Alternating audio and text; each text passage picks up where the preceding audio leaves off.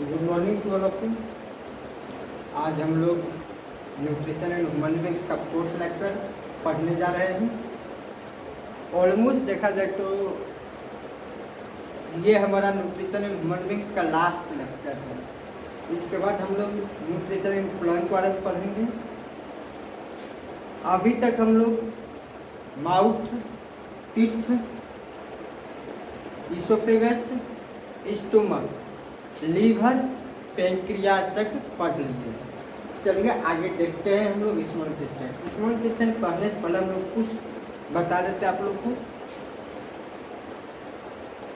Small intestine जो है वो हमारा एलिमेंट्री कैनाल का सबसे लॉन्गेस्ट पार्ट है। स्मॉल इंटेस्टाइन क्या है?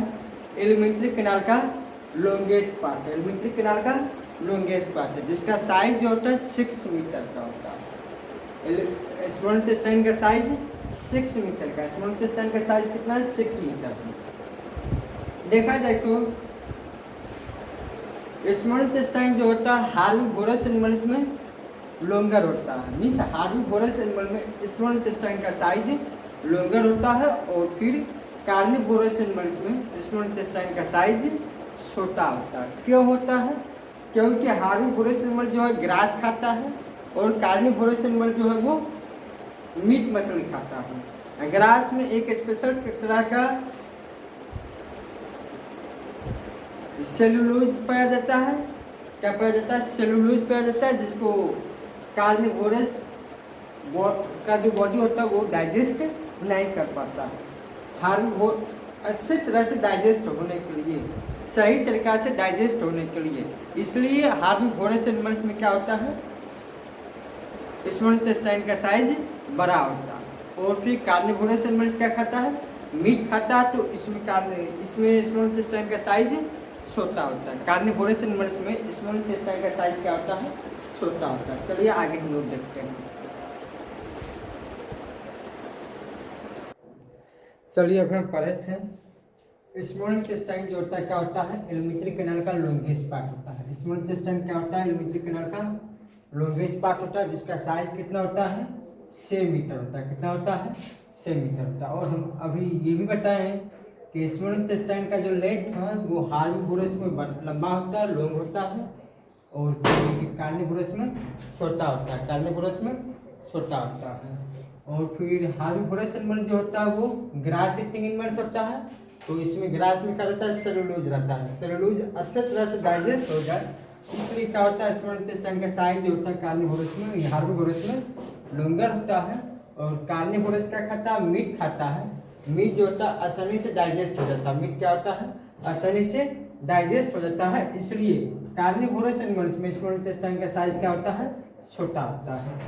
अब देखिए जो भी स्टोमक में एसिडिक फूड था, एसिडिक फूड क्या होता है? डाइजेस्ट होता है स्टोमक में। डाइजेस्ट होने के बाद स्टोमक से भोजन कहाँ आता है? Small intestine. तो स्मॉल इंटेस्टाइन में कौन सा भोजन आया? एसिडिक फूड आया। स्मॉल इंटेस्टाइन में आगे डाइजेस्ट सही तरीके से होने के लिए बहुत सारा एंजाइम यहाँ पर सीक्रेट होता है लीवर और पेंक्रियाज के द्वारा। यदि वो सब एंजाइम डाइजेस्टिव जूस सही तरीका से इस पे एक्ट कभी करेगा जब एसिडिक फूड किसमें कन्वर्ट होगा? अल्कलाइन में कन्वर्ट होगा। किसमें कन्वर्ट होगा? अल्कलाइन में कन्वर्ट होगा। अल्कलाइन में कौन कन्वर्ट करेगा? लीवर और पेंक्रियाज से सिक्रेशन होता है। लीवर का बाइल जूस होता है और पेंक्रियाज से पेंक्रेटिक जूस होता है, जो आगे के डाइजेशन से पहले इस भोजन को क्या करता है?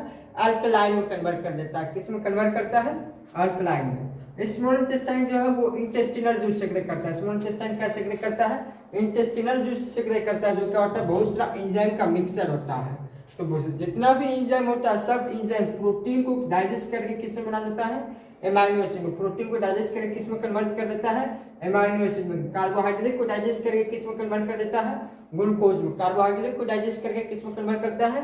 ग्लूकोज में। फैट को फैटी एसिड और ग्लिसरॉल में। इसका आगे वाला पोर्शन बताता है। स्मॉल इंटेस्टाइन का 3 पार्ट होता है। स्मॉल इंटेस्टाइन का कितना पार्ट होता है? 3 पार्ट होता है। क्या क्या?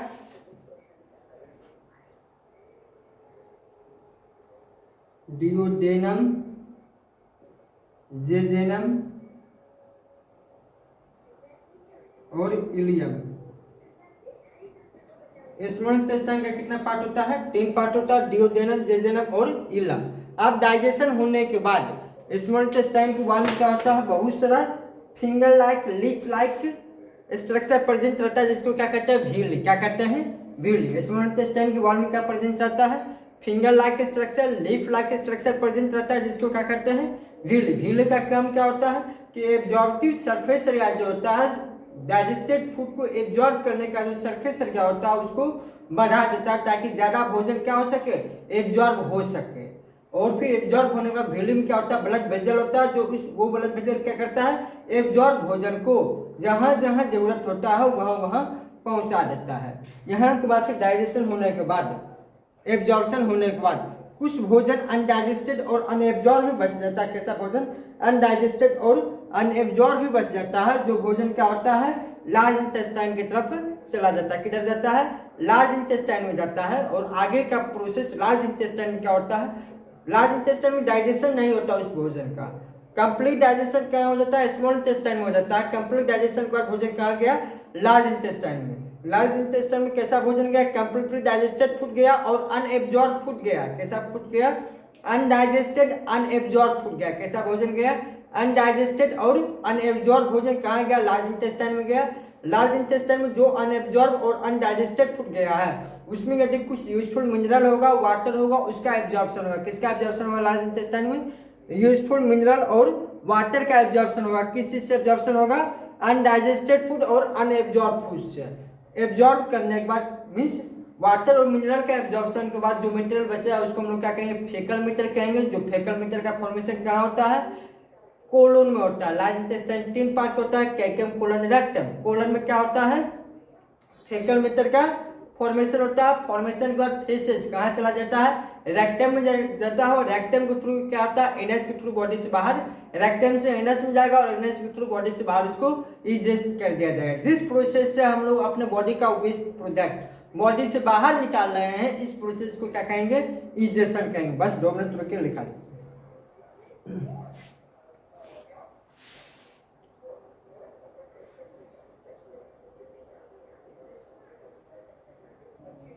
चलिए, व्हीली जो होता है डिओडेनम में लिप शेप का होता है। डिओडेनम में किस शेप का होता है, wheelie lip shape, tongue like किसमें होता है, जेजुनम में, और फिंगर लाइक इलम में। स्मॉल इंटेस्टाइन का 3 पार्ट है, डिओडेनम, जेजुनम और इलम। डिओडेनम में लिप शेप होता है, जेजुनम में टंग लाइक होता है और इलम में फिंगर लाइक होता है। व्हीली क्या करता है, एब्जॉर्प्टिव सरफेस एरिया जो होता है वो स्मॉल इंटेस्टाइन के वॉल के अंदर उसको बढ़ा देता है, ताकि वो ज्यादा से ज्यादा भोजन को एब्जॉर्ब कर सके। स्मॉल इंटेस्टाइन के वॉल में व्हीली और ब्लड कैपिलरी का जो प्रेजेंटेशन होता है, ये क्या करता है, एब्जॉर्प्शन की कैपेसिटी को बढ़ा देता है। किसके कैपेसिटी को बढ़ा देता है, एब्जॉर्प्शन की कैपेसिटी को। क्वेश्चन पूछा जाएगा, स्मॉल इंटेस्टाइन के वॉल में एब्जॉर्प्शन की कैपेसिटी कौन कौन बढ़ाता है, क्या बोलना है, presence of wheelie and blood capillaries, presence of wheelie and blood capillaries. Last, इसके बाद फिर भोजन, यहाँ से कैसा भोजन, अनडाइजेस्टेड और अनएब्जॉर्ब फूड स्मॉल इंटेस्टाइन से कहाँ जाता है, लार्ज इंटेस्टाइन आता है। कहाँ आता है, लार्ज इंटेस्टाइन आता है। फिर लार्ज इंटेस्टाइन में वाटर और कुछ यूजफुल मिनरल का क्या होता है, एब्जॉर्प्शन होता है। किसका एब्जॉर्प्शन होता है, वाटर और यूजफुल मिनरल्स का एब्जॉर्प्शन होता है, takes place from it. Absorb होने के बाद लार्ज इंटेस्टाइन का 3 पार्ट है, caecum, colon, rectum. Small intestine से भोजन कैकम के थ्रू लार्ज इंटेस्टाइन एंट्री लेता है, यहाँ से भोजन कोलन में जाता है। कोलन में क्या होता है, वाटर और यूजफुल मिनरल का एब्जॉर्प्शन होता है। एब्जॉर्प्शन के बाद यहाँ पर क्या होता है, वेस्ट मटेरियल बनता है, जिसको हम लोग क्या कहेंगे, फेकल मैटर का फॉर्मेशन होता है। फॉर्मेशन होने के बाद फिर ये वेस्ट मटेरियल फेसेस मटेरियल कहाँ जाता है, रेक्टम में जाता है। रेक्टम से होते हुए एनस के थ्रू क्या होता है, बॉडी से बाहर इजेस्ट आउट हो जाता है, बॉडी से बाहर निकल जाता है। और इसी प्रोसेस को क्या कहता है, इजेशन। क्या कहते हैं, इजेशन। चलिए, आज successfully nutrition in human beings complete हो गया। आज का नेक्स्ट टॉपिक आपका रहेगा न्यूट्रिशन इन प्लांट्स, जो बहुत ही यूजफुल टॉपिक है और हर तरह के एग्जाम में पूछा जाता है। चलिए ठीक है, स्टॉप करते हैं।